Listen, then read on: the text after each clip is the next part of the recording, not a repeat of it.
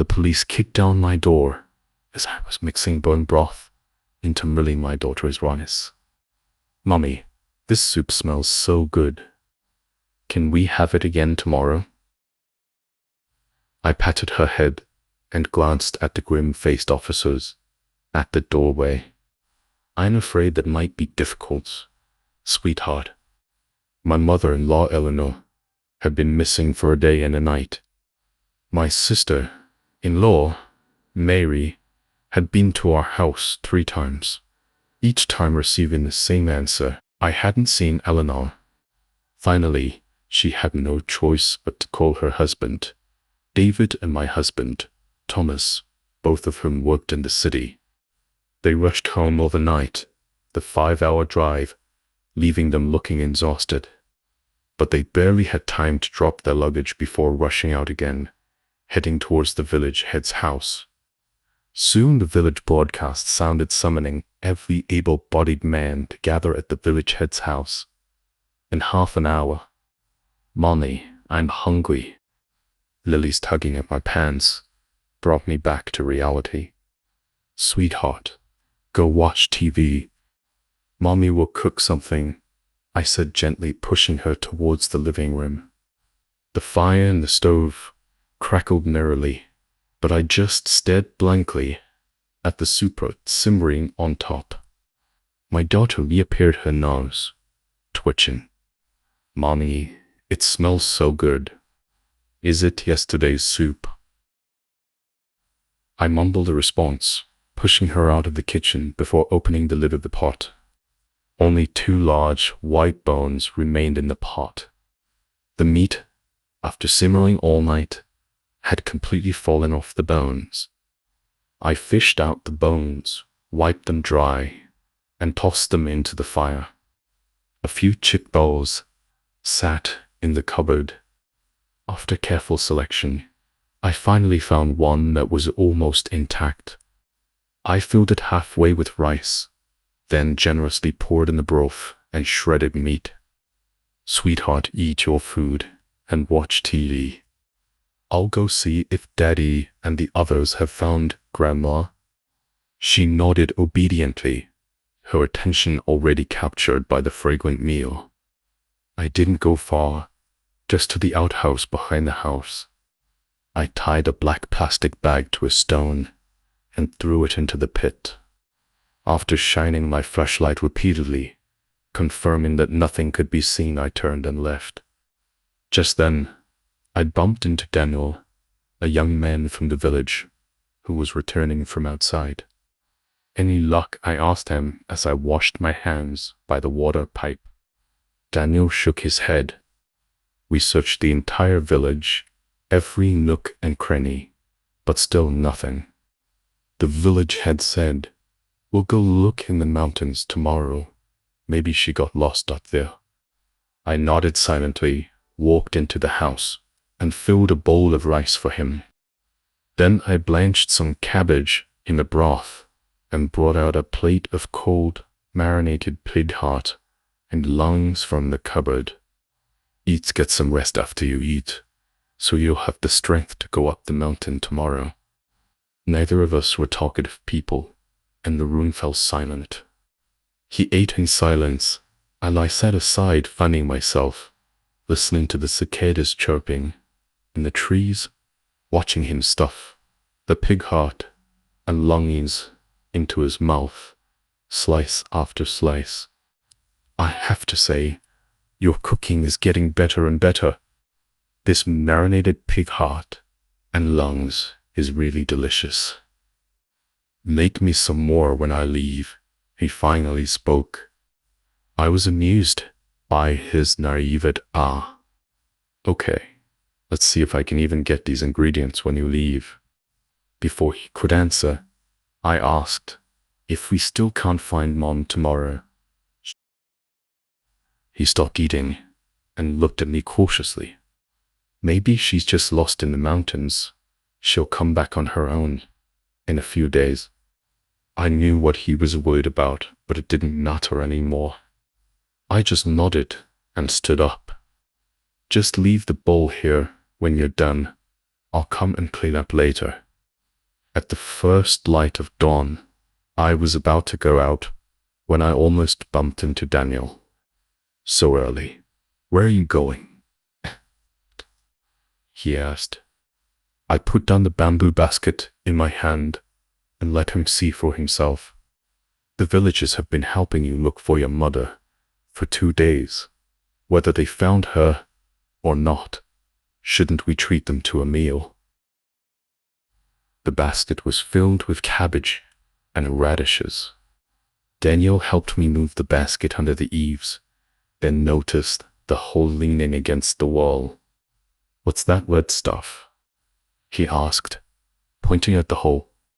I stole a glance at the red mark on the hole. A big rat was stealing vegetables in the field, and I killed it with a hole. "Maybe it's rat blood," I answered calmly. He wanted to say something else when David called him over. He only had time to shove a $50 bill into my hand through me. I let Mary come, help you cut, and left. I watched him leave, a faint smile playing on my lips. Okay. It wasn't until I was almost done cooking that Mary strolled into the kitchen. "Sorry about that, sister-in-law. My 2 kids were being so noisy, this one wanting to eat this, that one wanting to eat that. I couldn't get away until now," she said, her voice a little too sweet. "It's fine. I can manage by myself," I replied flatly. Disappointed at not getting any reaction from me, she lowered her voice and asked, "Where do you think Mom went?" "We can't find her dead or alive." I stopped chopping vegetables and looked at the stove. "Maybe you knew all along." Mary stopped adding firewood to the stove and quickly denied, "I don't know." She was gone when I woke up that morning. I didn't even get to say a word to her. She didn't understand what I meant, and I didn't bother explaining. I just noticed that the fire was burning brighter and longer than before. I had just served the food when Daniel appeared at the door with more than 20 men. "You all worked hard these past 2 days. Please have a seat." "Emily, hurry up and get the bowls," Daniel greeted. Emily was my name, but few people called me that. I looked at the 24 men mentally calculating if the soup in the pot was enough. As soon as Mary brought out the broth, the tired men eagerly filled their bowls and gulped it down in a few mouthfuls. "Mary, your cooking is amazing." I smiled faintly. "Have some more if you like it. There's plenty in the pot." Because there were so many people, I added extra cabbage and radishes to the soup. It should be enough for 20 people. "Emily, is there any of that marinated pig heart and lungs from last night?" "Bring that out," too, Daniel called out. "Oh, right. There were other dishes too." The men ate their food, drank their wine, sometimes praising my cooking, sometimes discussing where they should go to look for the missing person tomorrow. "Hey, what's this?" A burly man spat something out of his mouth and held it in his hand, examining it carefully. I happened to be serving dishes and hurried over, pretending to pick up the thing in his hand. It might be fish scales. I didn't clean the fish properly, and it fell into the soup. I placed the plate of fish in my hand on the table and explained earnestly. The man didn't dwell on it and picked up his chopsticks to continue eating. "Look at you guys, smoking even, while you eat." I bent down and picked up the cigarette pack on the ground. "Huh, why is it empty?" "I thought it was one of yours." Amidst the men's laughter, I left the room and went to the yard. By the moonlight, I carefully examined my fingernails. I was still too careless, almost got caught. "Mommy, I turned around and saw Lily standing under the eaves, looking at me. She walked up to me and snuggled in my arms. "Mommy, there's one more." She opened her small hand, a fingernail lying quietly in her palm. I took it calmly. "You saw?" Her little hand caressed my neck, where there were still marks from being choked. "I saw Grandma bullying Mommy." I held her tight, my eyes sweeping over the men drinking and brawling inside. "Lily, be good. No one will bully us again." I had just coaxed Lily to sleep when a body, reeking of sweat and alcohol, pressed down on me. I stiffened, but didn't react. "Did you deliver the food to the salon?" Daniel's voice was slurred with lust. I nodded. "I did, just like you and Mom said, once every 2 days." His wandering hand on my body stopped. "I'm going to check on her." "Go ahead." Not only did I not stop him, I even reminded him to take a shower first. He laughed, praising me for being understanding, and staggered towards the cellar, not far away. I waited by the bed for a while, making sure Lily was sound asleep and wouldn't wake up halfway before I got up and followed him. From afar, I could hear the sound of cursing coming from the cellar. Half an hour had passed, and Daniel's voice was still strong, showing no signs of weakness. As expected of someone from the city so useless. It took him this long to kill someone. I slowly walked down to the cellar. Daniel was choking a woman with his bare hands. The woman was desperately clinging to his hand, trying to break free. Unfortunately, she was too weak. All her struggles were futile. I stepped forward with a blank expression and swung the ho-ho, hitting Daniel on the back of the head. He only had time to look back at me, his face filled with shock and disbelief, before he passed out. The woman lay on the ground, gasping for air. It took her a long time to recover. "Thank you." She looked at me, her eyes filled with gratitude. I looked at her coldly. "You're welcome. I worked so hard to deliver food to you for so many days. 3 meals a day, 2 big bowls of rice each time. Yet you couldn't even beat a drunkard." She blushed in embarrassment. I didn't eat that much.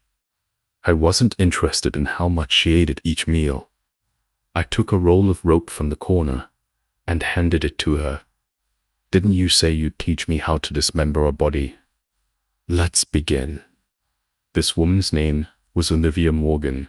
Just by her name, I knew she wasn't my kind. She was brought back by Daniel from the outside to bear him a son. I had been living in this small mountain village since I was 15 years old. The furthest I had ever been was to the town once, when I was 16. Olivia told me that the outside world was full of bright lights and bustling crowds, completely different from the lifelessness of our village. She said if I could help her escape, she would take me out to see it. But I had no interest in the outside world. I had lived in this place for 10 years and had no yearning for life outside. Seeing my indifference, she continued to persuade me, "Even if you don't think about yourself, you have to think about your daughter, right?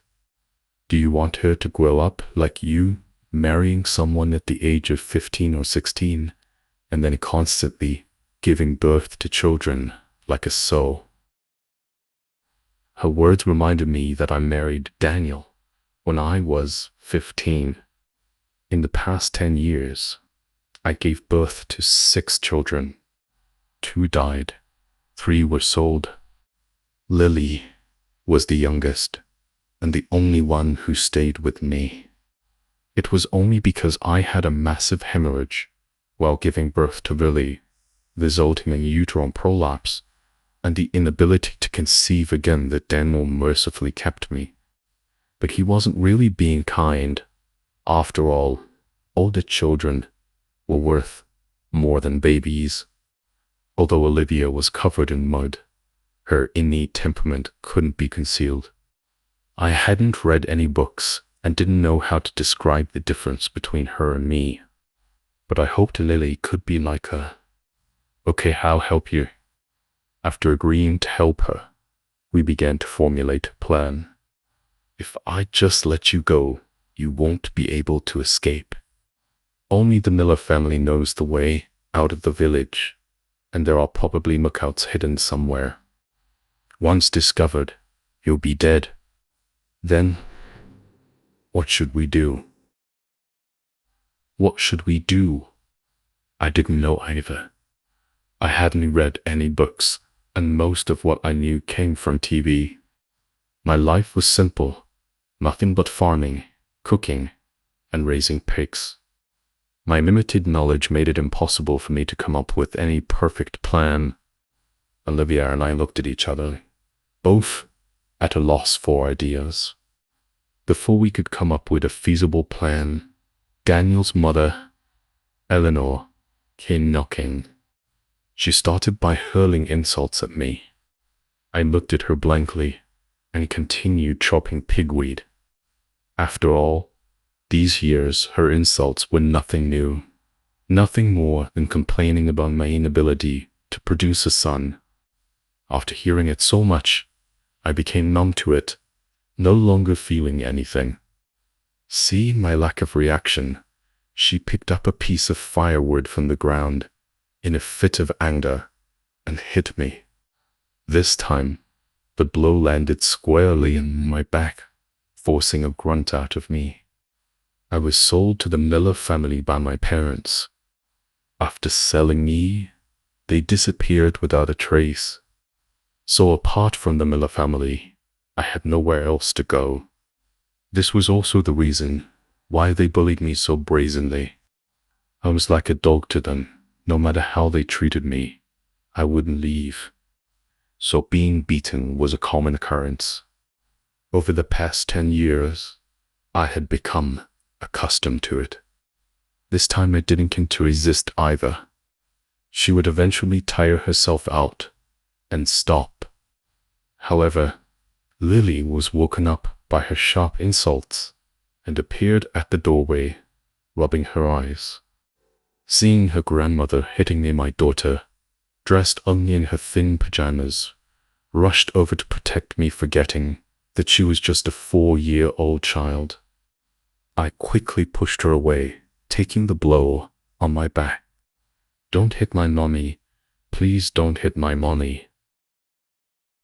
Lily was also terrified of Eleanor because Eleanor never liked her and would sometimes pinch and hit her.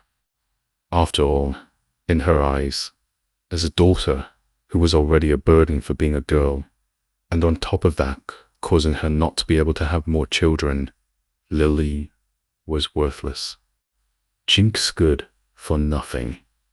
All you do is eat. I'll beat you to death. As she spoke, she raised the thick firewood in her hand to hit Lily. In a moment of desperation, I pushed her, but she rolled down the steps and stopped moving. Lily, be good. Go back to your room and get dressed. I'll go help Grandma up. After coaxing my daughter back into the house, I went down the steps and carefully examined my mother and lowered my grip, tightening and loosening on the kitchen knife in my hand. Unexpectedly, she suddenly opened her eyes and grabbed my neck with both hands. Luckily, I hadn't put down the kitchen knife in my hand. I pinned her to the ground, and she never had a chance to speak again. I was afraid of frightening Lily, so I could only move my mother-in-law's body to the cellar.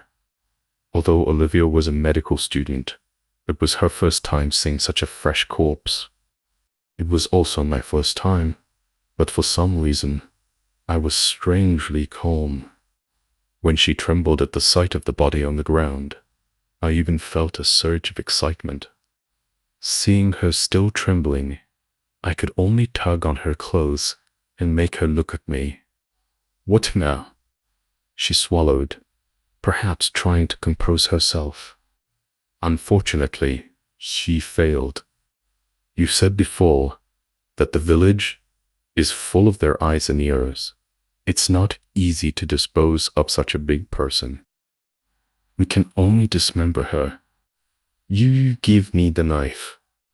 I handed her the kitchen knife, wanting to see how she would handle it. I wanted to learn too. With the knife in her hand, she seemed like a different person. "Dispose of these things separately, then find a place to bury them." I obediently followed her instructions to clean up and climb back up. Lily was watching TV. I locked the kitchen door and added a few more pieces of wood to the stove. Actually, the Nurs weren't poor, but Eleanor controlled all the money. She wouldn't spend it on a daughter-in-law who could only bear daughters. All her savings were for Mary's 2 sons to marry wives and have children in the future.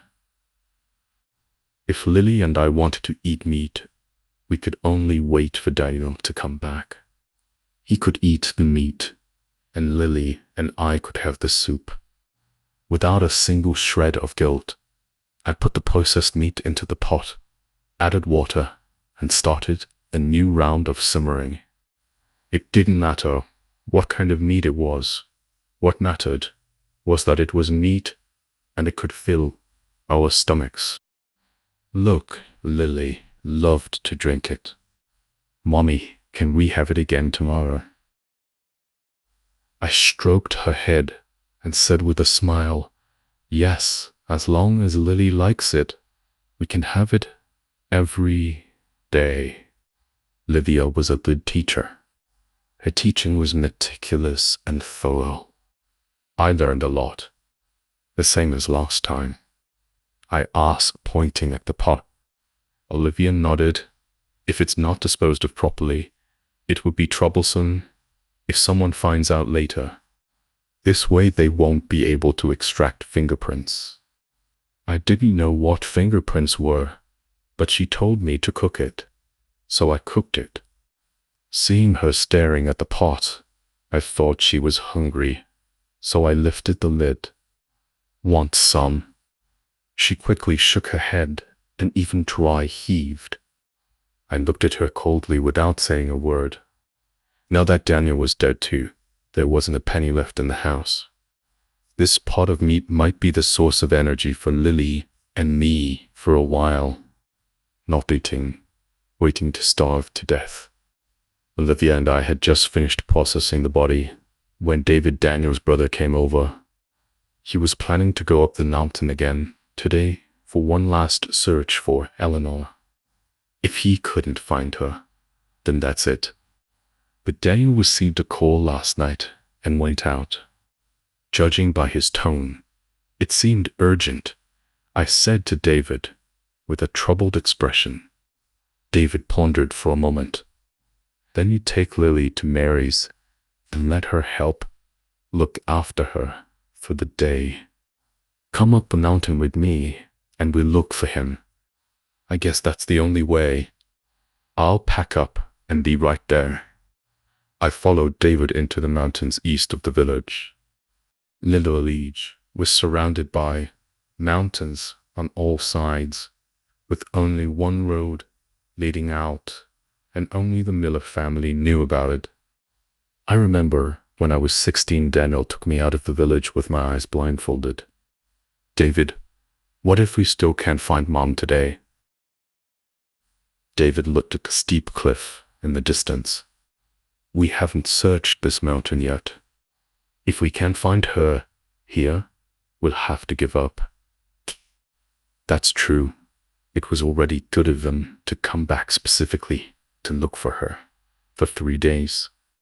I heard that before the village started this business, they were so poor that each family only had one set of clothes. Whoever went out got to wear them. Even when they were so poor, they still kept having children, all for the sake of having a son to carry on the family line. More people meant more mouths to feed. What if there wasn't enough food? Then let the old folks go without. So those elderly people who had lost their ability to work would be carried to Mother and Son Mountain in the south and left to fend for themselves. This situation continued until a dozen years ago, when a young man who had made a fortune outside returned to the village. The man, having struck it rich, didn't forget his fellow villagers and came back to lead everyone towards prosperity. Everyone in the village called that man boss. The two Daniel brothers now worked for the boss, seemingly as drivers specifically for deliveries. "David, have some water before you continue searching," I said, pouring a cup of water from the thermos and handing it to him. David didn't think much of it, took the cup and drank it. He hadn't taken more than a few steps when he collapsed to the ground, his entire body convulsing. I squatted down, not far away, and as Olivia had instructed, waited for him to completely stop breathing before pushing him off the cliff. I ran back to the village disheveled and rushed into the village head's house, crying, "Village head, something terrible has happened. My brother-in-law, he fell off the mountain." The village head led people to the cliff I mentioned. The cliff was very steep. Looking down from where we stood, it was pitch black. Nothing could be seen. Why would David go there? The villagers whispered amongst themselves. Facing their questions, I answered, through my tears. He said he saw a footprint that looked like Mommy's, so he wanted to go have a look. But a pheasant suddenly sprang out from somewhere and startled him. He slipped and fell. Hearing my words, no one doubted me. In the 10 years I had been in Lilla Ridge, I had always been quiet and inconspicuous, never thinking of running away or resisting. I was their model used to educate the traffic women. Every time a new woman was brought to the village, I was basically the one to share my experience and persuade them to accept their fate. So, how could I possibly be lying? It must have been David's own eagerness to save his mother that led to his accidental fall. The cliff was too high. No one was willing to risk their lives going down to search for someone who was definitely dead. Peter called Daniel and tell him to come back. The village head sighed and asked his son to call Daniel to tell him the bad news. Peter made several calls, but no one answered. I seized the opportunity to say Daniel received a call in the middle of the night last night and went out. Judging by his tone, it seemed like an urgent matter. The village head immediately stopped Peter from making any more calls. Since the boss has arrangements for him, don't call anymore. Don't delay Daniel's work for the boss. All of you, hurry up and get back to what you were doing. I knew that no one in the village dared to offend the boss. I knew that no one in the village dared to offend the boss. As long as the boss was mentioned, no one in the village dared to say a word. The villagers told Mary the tragic news, and she fainted on the spot. I felt sorry for her. She had married into the family 5 years earlier than me. In the past 15 years, she had given birth to 8 children. All the girls were sold, leaving only 2 sons, who were raised by her side. When they grew up, they would spend money to buy wives and have children. And so the cycle continued. After settling Mary down, I took Lily home. Only Olivia was left at home. She was hiding in my room. I saw her holding Daniel's phone, Daniel's ID card, on the floor, her face full of frustration. I knew that calling the police hadn't worked. What's wrong? Can't unlock it, I asked. None of the women in Miller Ridge were allowed to use phones. Apart from the men, only the small shop in the village had a landline. Daniel and I had been husband and wife for 10 years. He completely trusted me, but he never told me his phone password. Even though I would never use a phone, he still guarded against me. The password is unlocked, but this phone has been modified. I don't know if it has any monitoring software installed. What if I make a call and expose us instead? I didn't know how a phone could be monitored. All I knew was that our original plan was to call the police or her family once we got the phone, but now it wouldn't work. What should we do now? I was more anxious than her. I did all this so she could take Lily and leave this place. I didn't want my Lily to end up like me. In another 2 years, she would be going to school. Olivia looked up at me, her eyes shining with the same light as mine. Do you know Paraquat? Although David had fallen to his death, a funeral still had to be held according to custom. I watched as Olivia poured the paraquat, extracted from the pesticide, into jars of wine, watching as they were carried to the mains table. The men toasted and drank themselves into a stupor. Olivia said that a small amount of paraquat wouldn't kill someone immediately, but they couldn't engage in strenuous activity. After drinking paraquat, they would experience respiratory failure, and strenuous activity would accelerate their breathing rate, making it easy to die.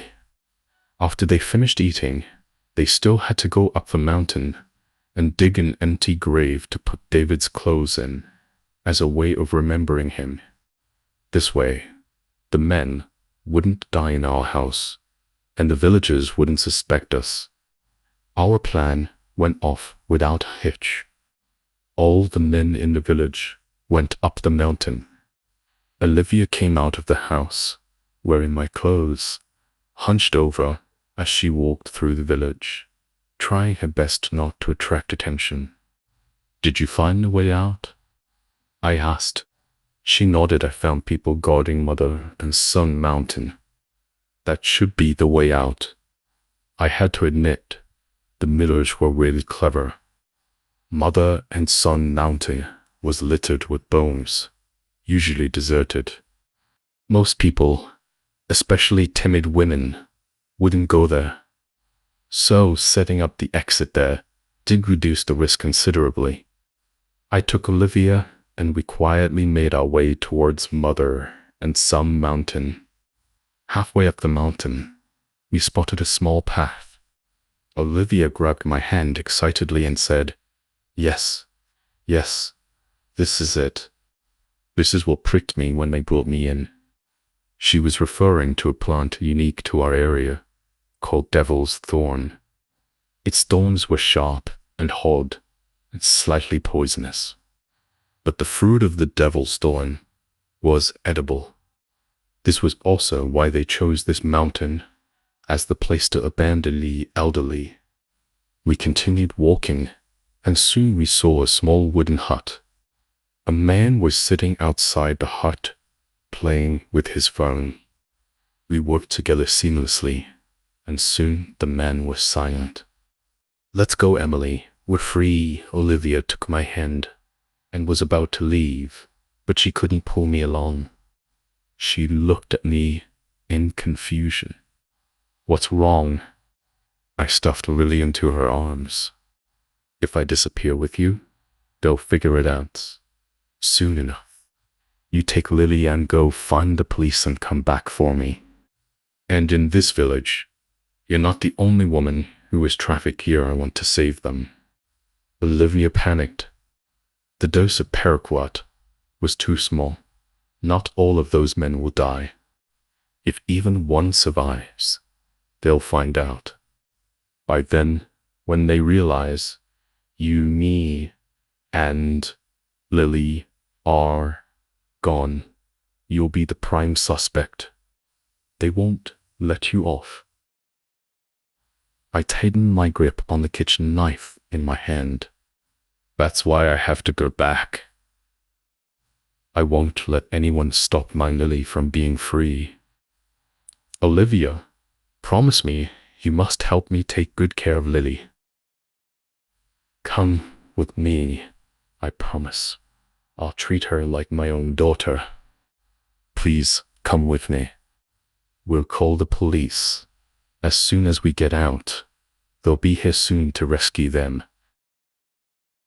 I stroked Lily's head. Lily, be good. Go with Auntie Olivia and find the police. Let them come and save Mommy. Okay? Lily nodded resolutely, her eyes red. Okay, Lonnie. Be careful. Hide in the cabinet. Don't come out, and they won't find you. I'll find the police, Uncle, to save you soon. As we expected, that little bit of paraquat didn't kill all the men. Some of them who weren't fond of drinking only vomited a little and were sent home to rest. They should be fine after some rest. I didn't have much time left. I stuffed all the knives in the house into my clothes, and under the cover of night, went into the houses of the men who hadn't died yet. The village head's house was my first stop. As the village head, he had seen it all, and naturally wouldn't touch the locally brewed wine. He only had 2 cups for appearance's sake before going home. He was a smart man. Otherwise, he wouldn't have been the first to agree when the boss proposed the idea of making a fortune together. However, he wasn't feeling well either. I watched him lying in bed, occasionally getting up to vomit into a basin by the bedside. The foul-smelling vomit in the basin filled the entire room, making me nauseous. The village head's wife had gone out to cook for him, leaving him alone in the room. I walked up to his bed, and he finally reacted. Emily, why are you here? I gave him a smile that never appeared on my face normally. I'm here to take your life. I was strong. It only took 1 stab to end his life. I had nothing but brute strength. What are you doing? I was discovered by the village head's wife. She was holding a bowl of steaming chicken soup. I pulled the butcher knife from the village head's chest and walked towards her, knife in hand. The chicken soup in the woman's hand fell to the ground, spilling everywhere. She looked at me in horror, her voice trembling as she asked, "You, what do you want?" I looked at her. Want to go home. The village head's wife was also trafficked here. Otherwise, how could a man in his 50s marry a wife in her 20s? In fact, there were many out-of-place women in the village, some beautiful, some well-educated. Before I met Olivia, I always thought they were sold to this village by their parents, just like me. But Olivia told me that although selling and trafficking were both evil, there was a difference. At least their parents loved them and didn't want the daughters they had painstakingly raised to suffer in this place and eventually turn into something neither human nor ghost. I told her that if she wanted to leave, she should take something to defend herself with and head south. Once she reached Mother and Son Mountain, she should continue south, and she would see the exit. She didn't speak, just looked at me. I thought she hated me, because when she was first brought here, I was the one who told her every day, "Stop crying. Isn't it all the same wherever you live?" I didn't know it was because of what I said, or if she had figured it out on her own. But she really didn't make a fuss after that. Instead, she sincerely started to live her life with the village head. However, she never spoke to me when we met in the village. "Why didn't you leave?" she asked. I was taken aback. Where would I go? Where would I go? I'm not like you. They still had family waiting for them to go home. But what about me? Besides Lily, I had nothing. I ignored her, wiped the bloodstains on the ground with a bedsheet, and turned to leave. She chased after me. "Where are you going? Can I help you?" "Sure. Go find some rope and tie up all the men who haven't died yet." I was thinking maybe I should just forget it. But then I thought, when the police get here, and there's not a single living soul, wouldn't they be scared to death? Then they wouldn't be able to continue investigating this gang, right? So let's keep him alive for a few more days.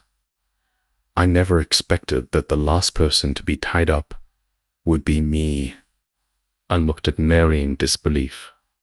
"Why are you tying me up? Why are you helping them?" We had just left the village head's house when we were surrounded. The one leading them was actually my sister-in-law, Mary. Mary said through gritted teeth, her eyes red. "It was you. You pushed my husband off the cliff, didn't you?" I was sure there was no one else around when I pushed David, so Mary was only suspicious. She had no proof. "I didn't. He fell off by himself." I couldn't admit it, at least not to Dan. I had to buy Olivia more time. "Fine, even if you don't admit it. But you killed the village head. That's a fact, isn't it?" Mary said, pulling my hair almost frantically. "I killed the village head, and everyone saw it. They wouldn't let me off. What should I do? It's not good. The Miller woman is gone. Someone must have gone to my house and found Olivia missing." This was the first time they had heard of a trafficked woman escaping. The crowd immediately became restless, everyone talking at once, creating a chaotic scene. Peter was the village head's son. Now that the village head was dead, everyone naturally looked to him for leadership. He called Wang Mao, who was guarding Mother and Sun Mountain, but no one answered. He knew something was wrong. "You two hurry up and go check out Mother and Sun Mountain," he yelled at the two men in the crowd. I watched them scramble around, and all I could do was close my eyes and silently count the time. It had been 3 hours. They should be far away by now, right? Sigh, if only I had been more patient. If I hadn't been so eager to kill the village head, they wouldn't have found out so quickly. I thought that at least when it came to escaping from this village, all the women would be on the same page. But as luck would have it, there was a traitor among us. I looked at Mary. She didn't seem to care about anything else, her eyes fixed on me, as if afraid I would run away. I couldn't help but ask her sister-in-law, "You were trafficked here too. Why are you helping them?" I didn't know Mary's real name. People in the village called her the Miller woman, or Jew's mother. Mary was also trafficked here. I heard Daniel say that when Mary first arrived, she was also disobedient. Even though she was beaten every day, she still tried her best to escape. Later, they had no choice but to chain her up and lock her in the pigsty. It went on like this for 3 years, until she gave birth to 2 sons before she finally settled down.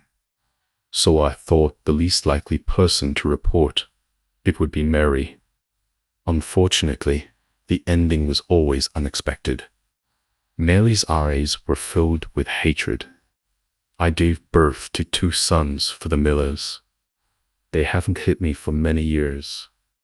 Mother-in-law also gradually handed over the household affairs to me. I was finally starting to live a good life, but now you've ruined it all.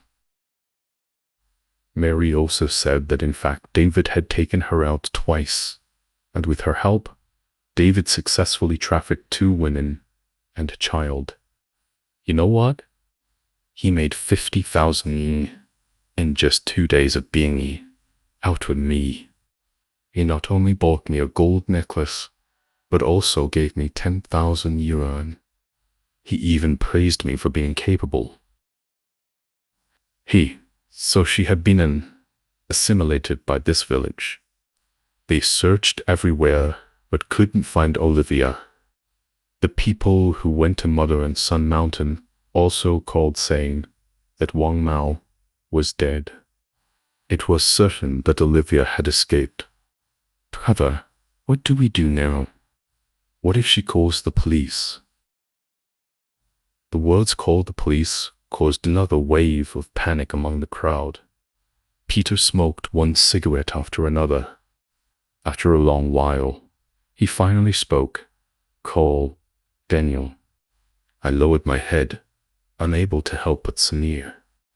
Daniel, his flesh had already been digested in the pig stomachs. How could he answer the phone? "Hello, Daniel." "Oh, okay, we'll listen to you." I looked up and saw Peter holding his phone talking to Daniel on the other end. How is this possible? Daniel was dead. How could he answer the phone? Wait. Daniel's phone was with Olivia. But Peter and Daniel grew up together. There's no way he wouldn't recognize his own brother's voice. What was going on? Daniel said that he caught that bitch as soon as she left the house. The boss happened to be there too, and they've taken her somewhere else. He told us not to worry. They'll be back tonight. Peter's words finally calmed the villagers down. Smiles appeared on their faces. I told you nothing would happen. We're far away from the authorities. Mary pointed at me, her face contorted with resentment. What about her? She killed your father. Peter looked at me, his eyes filled with hatred and hesitation. She's Daniel's wife. I have to give him some face. Lock her up first, and we'll deal with her when Daniel comes back. I heard Daniel bragging after drinking that 3 years ago, the boss was almost caught by the police, and it was Daniel who saved him. To thank him, the boss entrusted him with the important task of transportation. I was locked up in my own house, with 2 men guarding the door to prevent me from escaping. I didn't care. I sat there holding Lily's clothes, thinking that she should be safe now, right? Olivia said her family was rich, so they would definitely find a good school for Lily, right? Lily would probably be wearing a pretty dress, sitting in a bright classroom, reading aloud, just like the children on TV, right? My Lily was so smart. She would definitely achieve great things in the future. After a busy day, I was starving. It was a good thing I hadn't finished the meat I cooked a few days ago. Most of that meat had been minced and fed to the pigs, but I had kept some just in case. I lit the fire, staring at the meat in the pot. Why wasn't it cooked yet? The police broke in when I was gnawing on a thick bone, completely engrossed. We stared at each other, speechless. 5 or 6 guns were pointed at me, ordering me to drop my weapon and put my hands up. I could only loosen my grip, and the bone fell limply, landing heavily on the dusty floor. In an instant, I went from victim to suspect. It didn't matter anymore. I did kill those people after all. Even if I had managed to escape this time, There was still the village head, whose death was witnessed by everyone. I couldn't deny it. 정세, 정세. Mommy, mommy. As I was being led to the police car in handcuffs, I saw Olivia and Lily. Why were they here? Right, they were the ones who reported the crime, so they had to be here to identify the scene. I hurriedly hid my hands in my clothes, looked at Lily, and said, "You have to be good and listen to Auntie steady hard and be a useful person to society in the future." Lily wanted to come and hug me, but Olivia held her back. "Jean-Je." I looked at Olivia and said with a smile, "You promised me. You must take good care of Lily." Olivia nodded repeatedly, tears streaming down her face. "Jean-Je, don't be afraid. I'll ask my father to get you the best lawyer as soon as we get back. You'll be fine." I wasn't afraid. As long as my Lily was fine, I was afraid of nothing. True to her word, Olivia, being from a wealthy family, immediately hired 2 lawyers for me, both reputed to be experts in this field. I thought I would definitely be sentenced to death.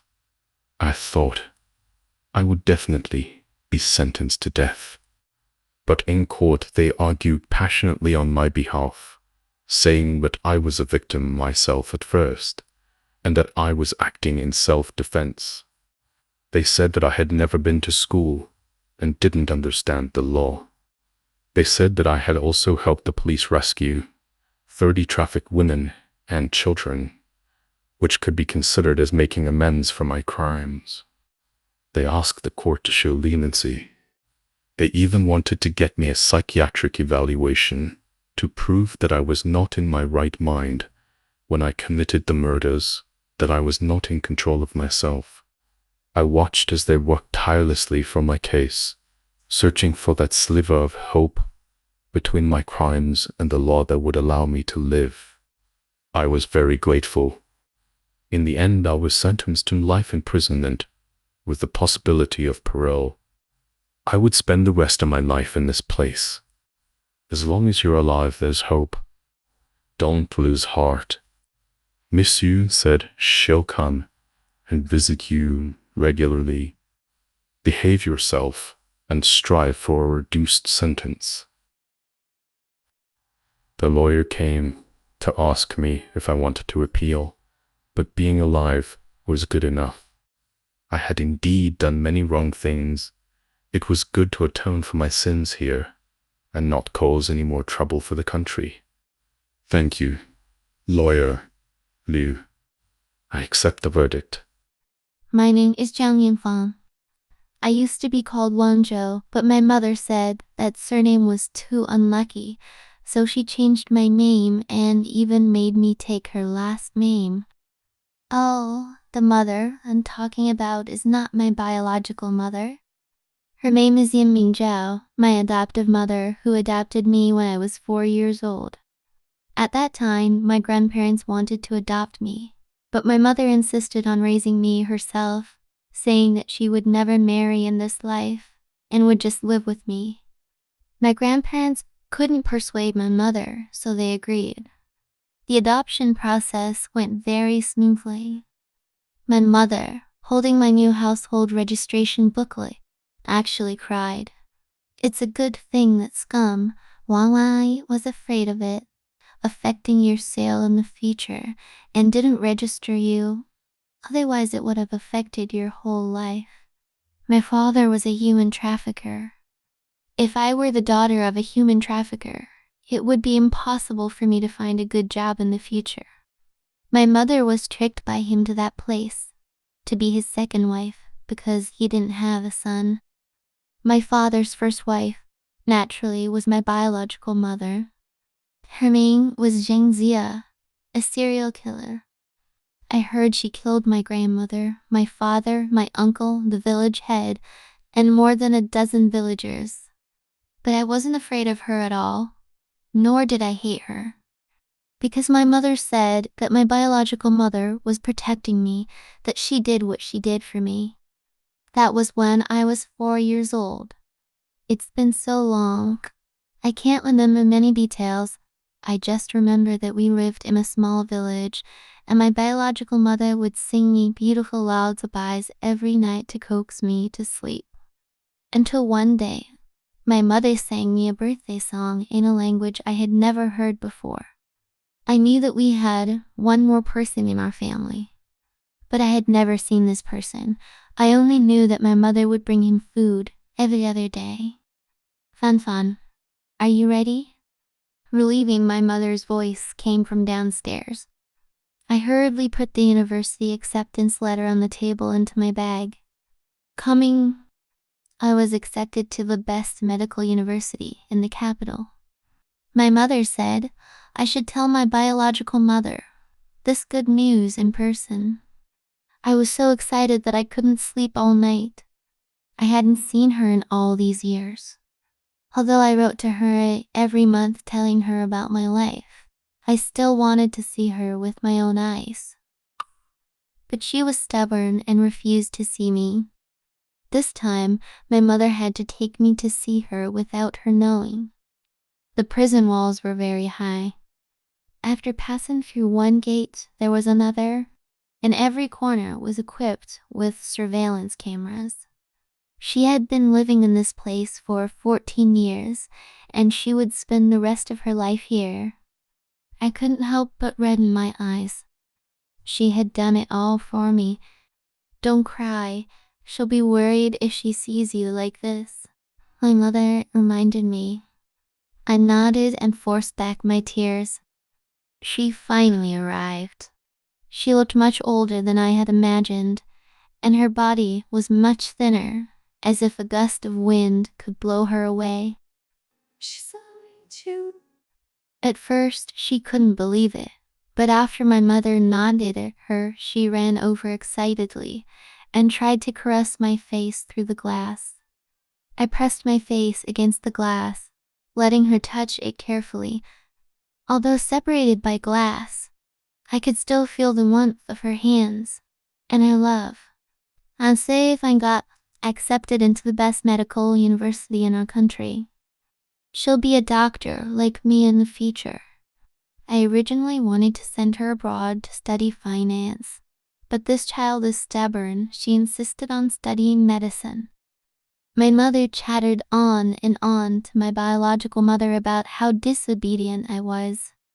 My hand holding the acceptance letter trembled uncontrollably.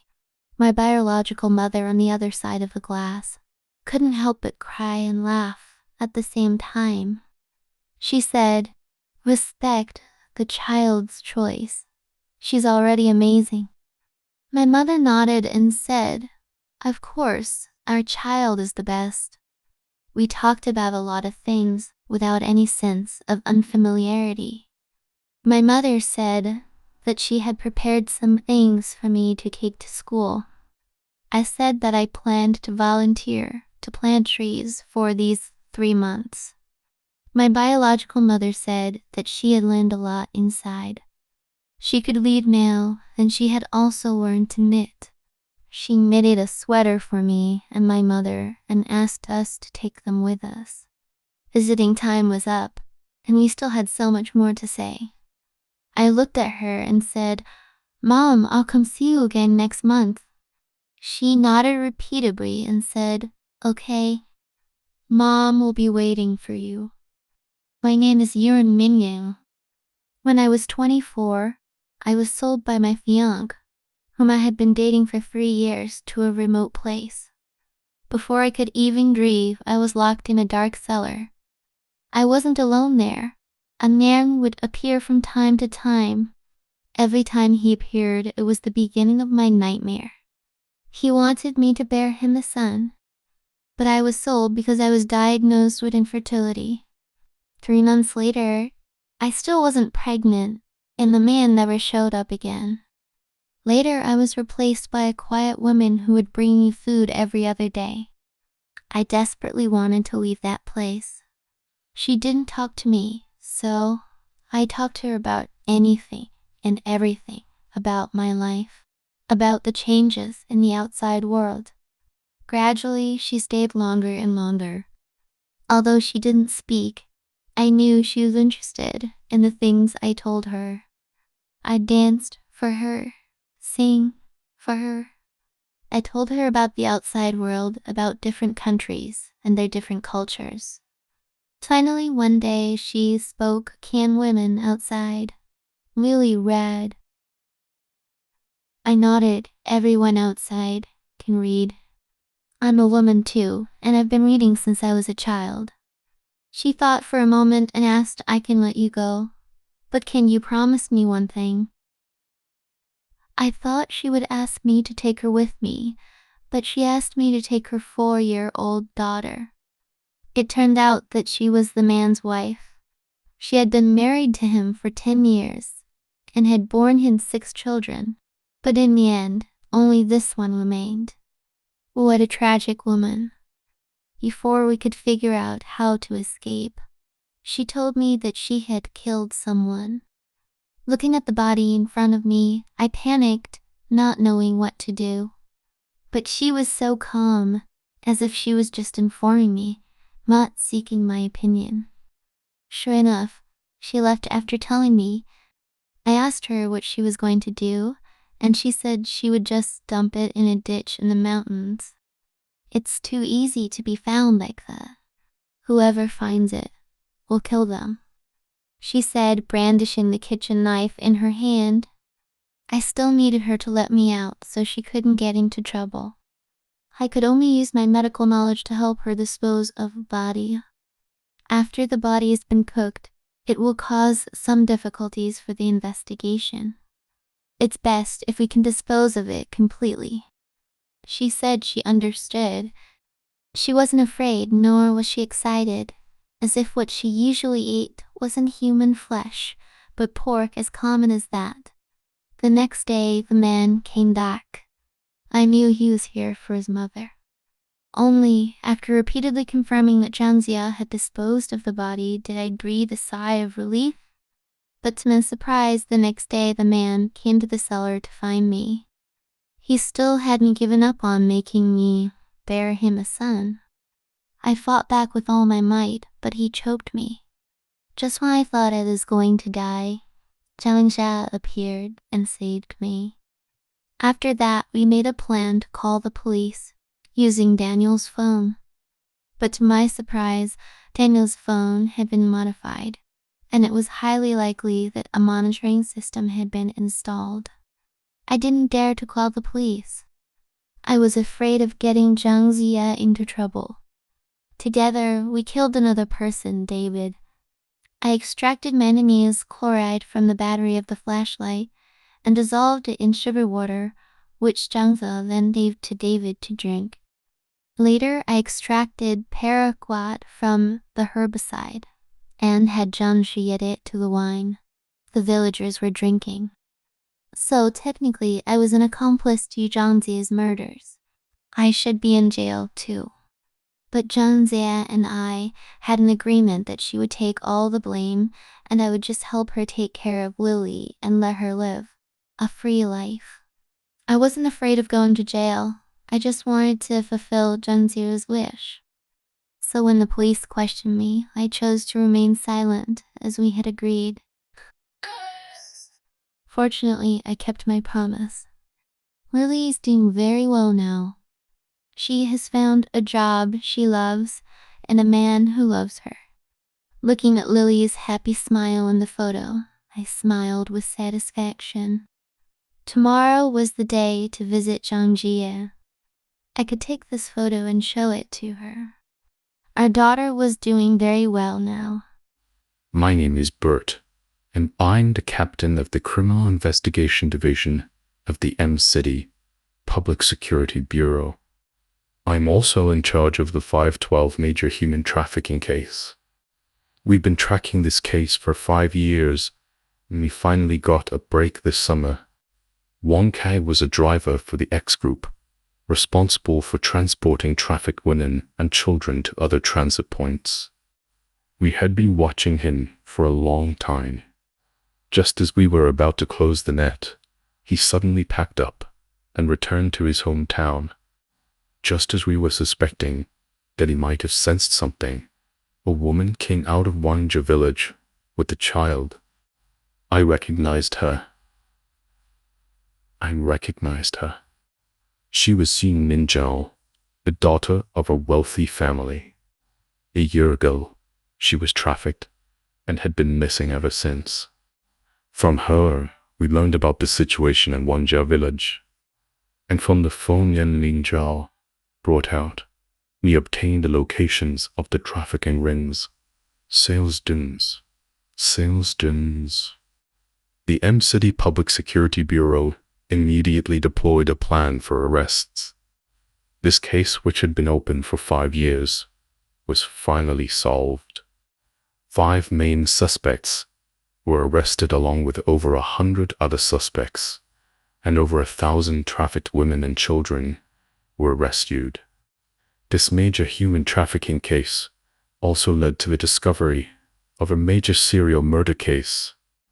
An illiterate rural woman, in just 5 days, had killed 15 people, 2 of whom were brutally dismembered. The methods used were extremely cruel. A person cannot suddenly transform from a normal person into a demon in a day. Their later cruel acts are often planted with evil seeds long ago, and these seeds of killing often have to be traced back to their childhood. Whether they are called serial killers or perverted murderers, the families of origin of these murderers often have some dysfunctional factors. More than half of the criminals have a history of mental illness in their immediate family. About half of the criminals have parents with criminal records, and about 70% of the criminals have family members with a history of alcohol or drug abuse. According to our investigation, Jiang Jia was born into a relatively dysfunctional family. Her father was addicted to gambling, but had no ability to support his family. Apart from gambling, all he did was steal. The entire burden of the family fell on her mother's shoulders. When Jiang Jia was 15, her father lost more than 1 million gambling on soccer. Selling their house wasn't enough to cover his debts, so in the end, he had to sell her. Almost all criminals exhibit some mental problems in childhood. As they grow up, these mental problems develop into what psychologists call various abnormalities, such as sexual dysfunction, poor interpersonal relationships, and so on. Jiang Jia was no exception. Her father was busy gambling, her mother was busy making a living, and she also had a 3-year-old brother to take care of. No one paid attention to her emotional needs. She could only choose to be silent, and gradually she lost the ability to think and communicate. Finally, only the instinct to survive remained. Scientific research shows that from birth to 6 or 7 years old, the most important adult in a child's life is their mother. It is also during this stage that children learn how to love. Robert's research shows that during this period, the relationship between these criminals and their mothers is often indifferent and mutually exclusive. These criminals rarely received their mother's affection when they were young and did not feel any emotional warmth. Compared to physical pain, emotional trauma is often more fatal. No one cared about their words and deeds. No one cared what they were doing. Their parents failed to fulfill their responsibilities, leaving them ignorant of right and wrong from a young age. As they grow up, these childhood experiences continue to linger in their hearts. Therefore, they do not know what will harm others, nor do they know what they should not do. Robert's research shows that more than 40% of murderers were beaten or molested by their parents during their childhood. and more than 70% of murderers witnessed sexual violence when they were young, and some were even victims themselves. Whether the child's relationship with their family is harmonious is the key to whether they can integrate into society when they grow up. However, in the families of these murderers, what we often see are incompetent parents. Therefore, they are not good at handling interpersonal relationships from an early age, nor do they have anyone particularly close to them. When they grow up, they naturally live a lonely and isolated life. I once asked Zhangzi, and she said that she could no longer remember her parents' faces' names, or even where they lived. Zhang Jia was sold to Wang Yi when she was 15. Wang Yi was not good to her. In his eyes, she was just a tool for procreation, especially after she gave birth to 3 daughters in a row. This not good reached its peak. Verbal abuse and beatings were commonplace. Zhang Xia did not meet her savior during her adolescence, so she missed her last chance and finally embarked on this road of no return. According to the investigation, the negative traits of children will accelerate during the ages of 8 to 12. During this stage, the most important person to a child is their father. However, Zhang Xia's father did not fulfill his responsibilities as a father at all. Those irresponsible parents either died, went to jail, or left the family after divorce. In the 10 years after selling Zhang Xia to Wang Yi, her father never visited her once. The role of father disappeared from her life. Through Zhang Xia's expressionless face, I saw the loneliness in her heart. In psychology, this sense of loneliness usually occurs between the ages of 8 and 12.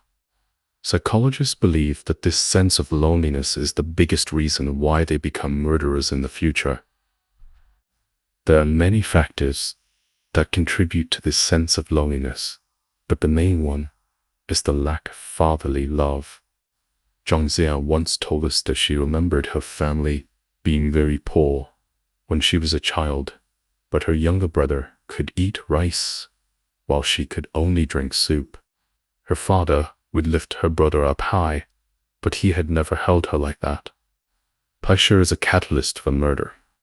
However, everyone may encounter various troubles in their daily lives, such as unemployment, relationship breakdowns, and financial difficulties. Normal people will find ways to overcome these problems, but those murderers do not know how to deal with these problems.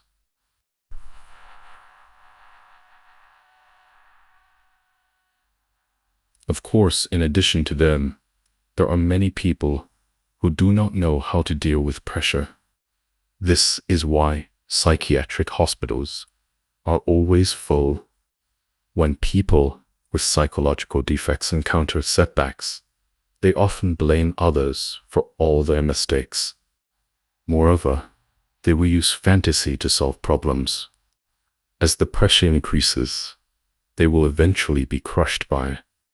Their behavior is basically self-destructive and antisocial. I once asked Zhang Jia how she felt when she killed those people. She smiled indifferently and said, "I didn't feel anything. It was like killing a chicken." She didn't think she had done anything wrong. This was the saddest part, the tragedy of both her and us. The reason why she confessed and accepted her punishment was mainly because of the old saying, "A life for a life."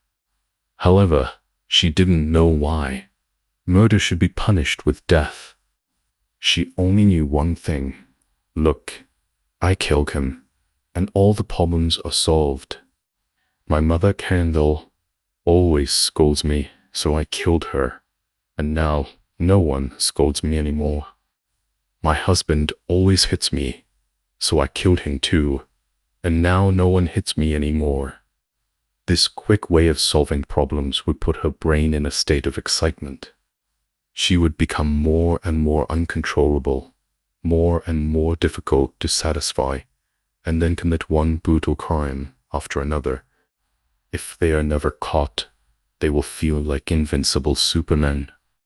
Fortunately, she was stopped by our police before she could commit any more crimes.